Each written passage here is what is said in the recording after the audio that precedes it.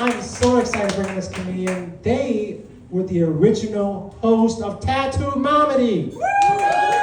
Yeah. So we're bringing in the OG. So I need you guys to hear it. Come on, give it up for Mr. Michael Kelly.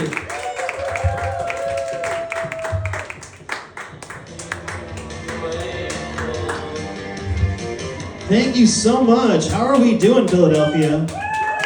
Yeah, we're having fun, having a good time. I don't want to alarm anybody, but I am not a natural blonde. You know, I had someone do this. I've had many hair phases in my life. I've had anything you can name, I probably have done it. You know, I've had very short hair, I've had very long hair, I've had a mullet, I've had a rat tail, colors, red, blue, black, brown, green, blonde. You know, I kind of change my hair the way people update their passwords, you know. I just keep adding exclamation points. Because I am of a certain age, some of my friends try to clock this as a midlife crisis move. But I like to look at it more so as me entering my final form, which is Manic Pixie Dream Dad. Kind of has a ring to it. I also don't consider myself to be middle-aged, and that's not some sort of inspired philosophy. That is just statistics. And that's largely because my family's medical history reads like the first draft of a Stephen King novel. You know, before the editor goes in and says, wow, this is way too horrible for human consumption. You know? And if that reference is lost on you, let's just say that addiction, mental illness, and cancer don't run in my family as much as they trip up the stairs in a stained Eagles jersey.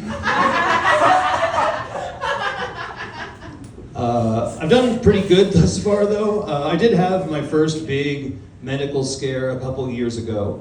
I had a non-cancerous tumor growing in my neck that was connected to my brain. You too? No? I had something removed here. Oh yeah, I mean it came out of here, but it's.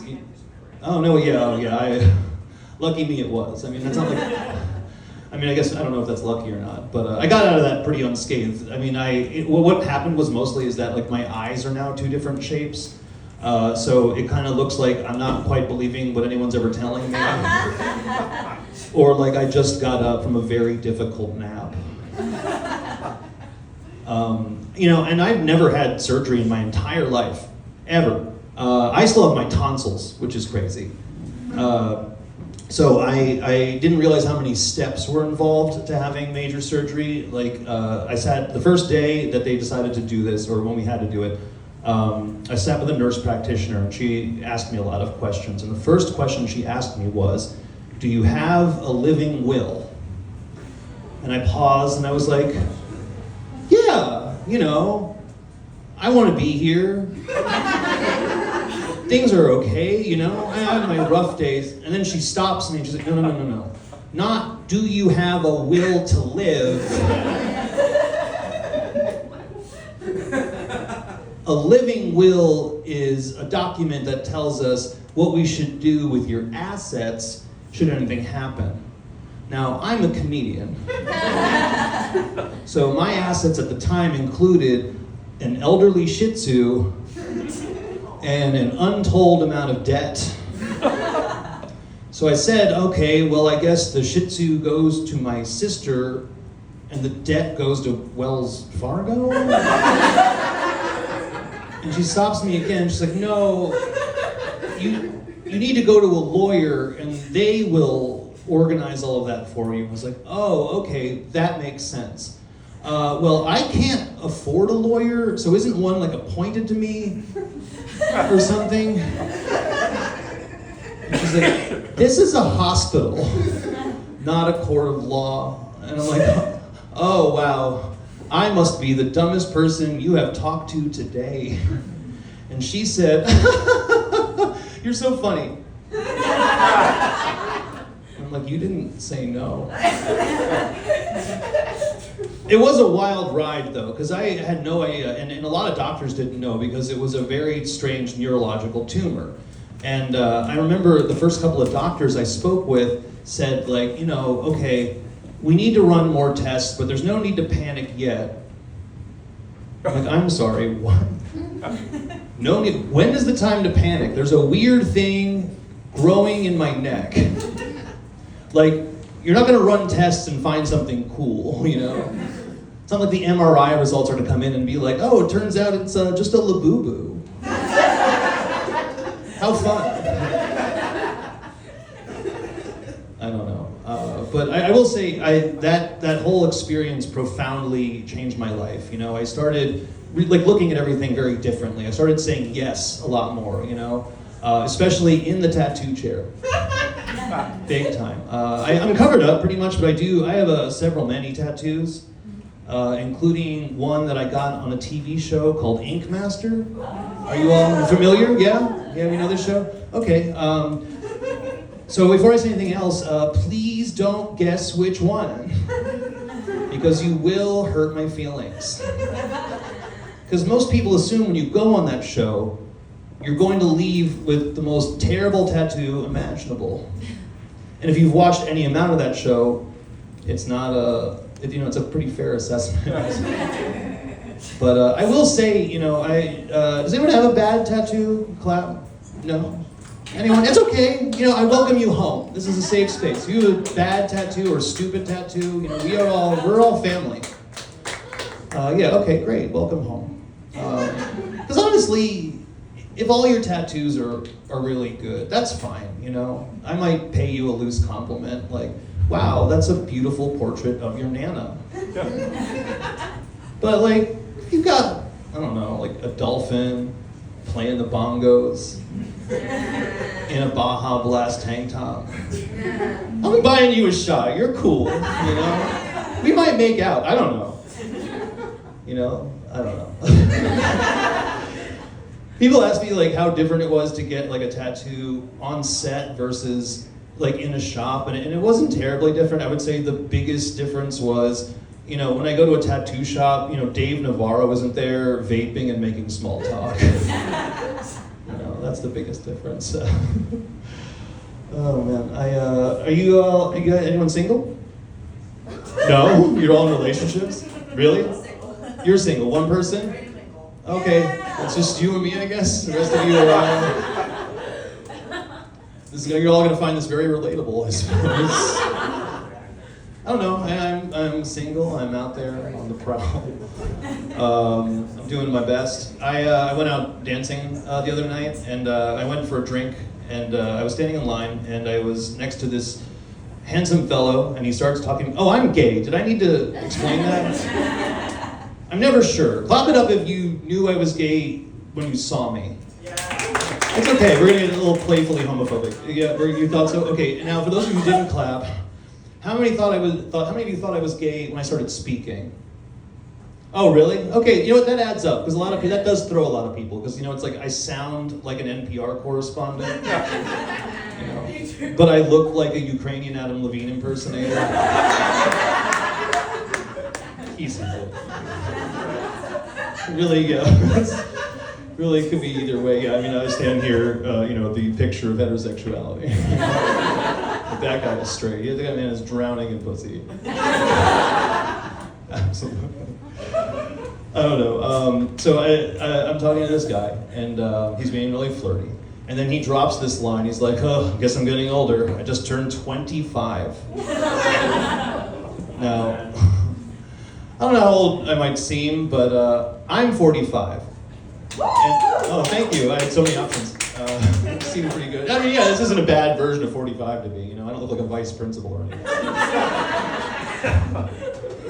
In fact, I'm gonna be like 46 in 3 months, which is bananas. So, you know, I immediately when he says that, I seize up, and I'm just like, it's just a conversation. Nothing's gonna happen. And then in the next breath, he's like, "Can I get your number?" And I was like, "Okay, but first, you know, I'm gonna open the escape hatch, you know, because I'm a good guy." I was like, "Look, I gotta let you know. Look, I'm 45." And he stops and says, "Well, you look 31. I'm like, "Okay, thank you. Satan is really holding up his end of the bargain." But yeah, I don't know about all this. And he's like, "Whoa. I still think that maybe we should do something sometime. And I'm like, what's that? Mend the relationship between you and your biological father. Like, this isn't a crush, this is a diagnosis. You know, you gotta, you know, I date younger mostly, you know, and it's not because I'm a creep, I'm just, you know, shallow. But, you know, I draw the line, like, if you can still be on your parents' insurance, you know, I don't think that's gonna work out, you know. I'm not trying to make up for never getting married and never having kids in, like, one swoop. Right. So, I don't know. I mean, I do date younger guys, typically. And what the real reason is because, like, usually guys my age are so boring! Oh my god, so boring. Like, my idea of a fun date is having, like, way too much wine and talking way too much about Massive Attack. You know, that's fun for me. You know, I thought that joke would be for this room. You know, guys in their 40s, like, want to do stuff like, oh, let's go to the rock climbing gym, or, yeah, a yoga class, or a nice long walk. I'm like, those are not dates. Those are New Year's resolutions. And I am going to give up on this in 3 months as well. I don't know. You, the one single person, are you using dating apps? Unfortunately. Yeah, no, me too. You know, it's not unfortunate. I'm gonna say that I like dating apps. I think they're great. They are far and away better than the way I used to meet people before dating apps, which was by waking up next to them. Hi, how are you? But I think what people get hung up on the most is all the, like, line items you have to fill out, like all the paperwork involved with dating apps. I personally get hung up on, you know, when they ask you if you're monogamous or polyamorous. And honestly, I'm not sure. Because in the last, like, 8 years, I was in 3 relationships, all of them lasting from the months of, like, April until about November. You know, so I think that technically makes me a cicada. Oh, let's give it up for cicadas. I do make a lot of noise in the summer. You were a lot of fun. I took a break from stand-up for like 2 years, just to kind of figure out what, you know, to focus on, you know, my true passion, you know, which was being a recluse. I watched a lot of HGTV. You guys, you're familiar? Yeah, okay, great. Yeah, there's a lot of crazy stuff happening on there. I remember one episode I turned on, it was the very end, and this woman was listing through all the expenses she had renovating a house, and she said, yeah, we got sent back about $12,000 fixing a spider problem we could not ignore. I'm like, whoa. First off, how many spider problems have you ignored? And what is the line? Also, $12,000? I'll tell you what, after I read that, I immediately went on Amazon and, like, looked up, like, what a case of Raid costs. $80. You know, and I bet at, like, Prime Day, that's like $55. Like, what did you spend? Who came to fix the spider problem? The Decepticons? I don't know. It's just weird. I also love the Food Network. Y'all like to get high? Yeah. What else is that for? What's your favorite show? Chopped? Yeah, me too. I love Chopped. I love the excitement. I love the thrill. No, we went with the one. I love it. My least favorite show is Chopped Jr. Yeah. Oh, it's not that I don't like kids, it's that I hate them. But those kids are really weird, you know, like, I remember seeing an episode, and this girl was 6 years old, and she opens her basket, and they go to the cutaway interview, and she said, I was super excited to find filet mignon in my basket, because that is my favorite cut of steak. I'm like, you are 6. Do you know what my favorite food was when I was 6? Drinking from the hose. And it still is to this day. Thank you. You've all been so fun. Thank you so much. I am Michael Kelly. One more time for your hosting. One, give it up for Joe Bell. Goodbye. Give it up for Michael Kelly. He's the reason